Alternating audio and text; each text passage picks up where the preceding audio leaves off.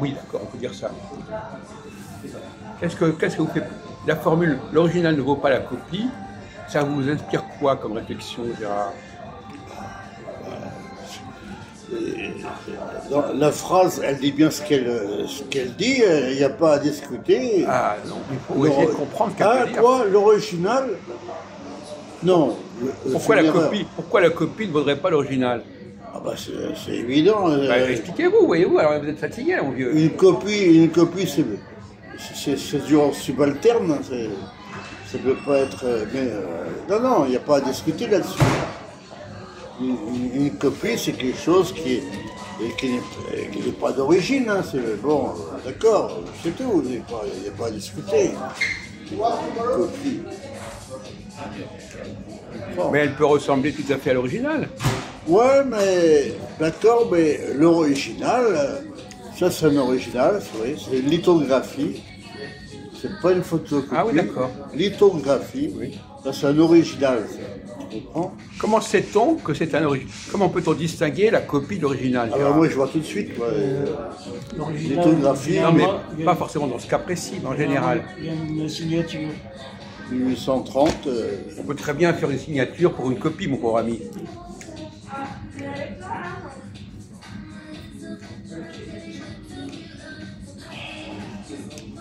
C'est pas si simple de distinguer l'original de la copie.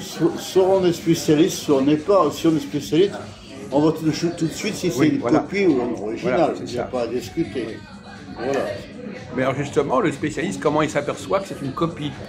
Parce qu'il a un grand savoir. Oui, d'accord. Savoir, l'expérience, il a tout en lui, quoi. C'est tout. Donc, par exemple, on va prendre le cas qui intéresse notre ami Ahmed. Ouais, est-ce que le Coran est une copie de la Bible? Ce n'est pas une copie intégrale. Mais c'est lui qui parle, hein, je laisse parler. C'est lui qui parle. Non, laisse-le.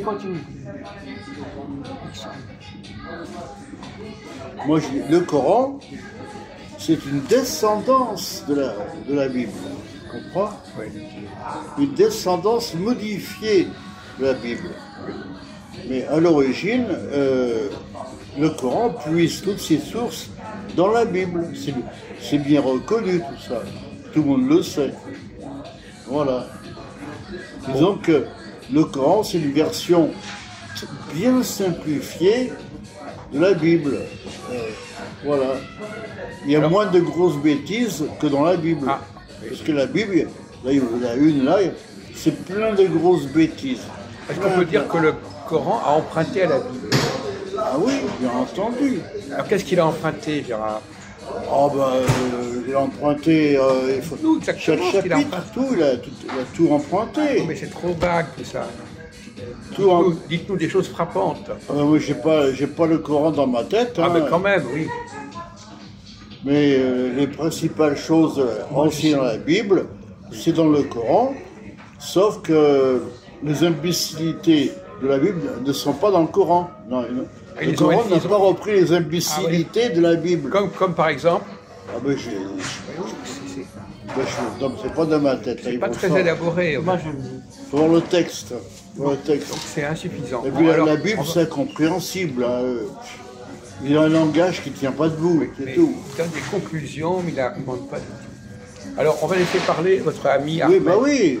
Je connais une copie directe de la Bible. Oui. C'est où j'ai oublié le titre, c'est qui dit que quand tu tues un, tu tues toute l'humanité.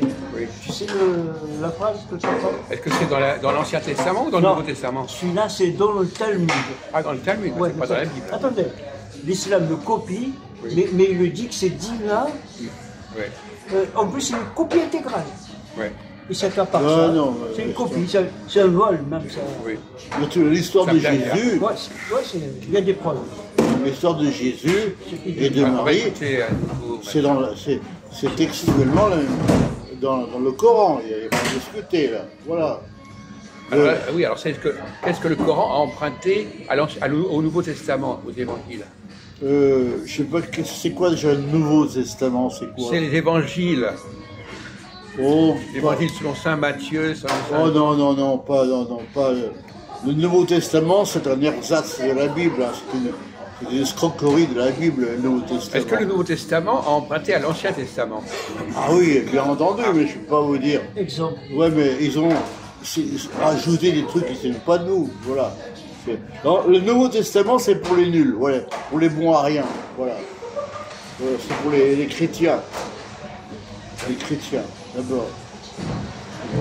Le Nouveau Testament ne peut pas se comprendre par lui-même. Il faut qu'il y ait un prêtre qui vous explique. On va demander. Alors, l'argument n'est pas sur la question de la Bible, c'est la formule elle-même.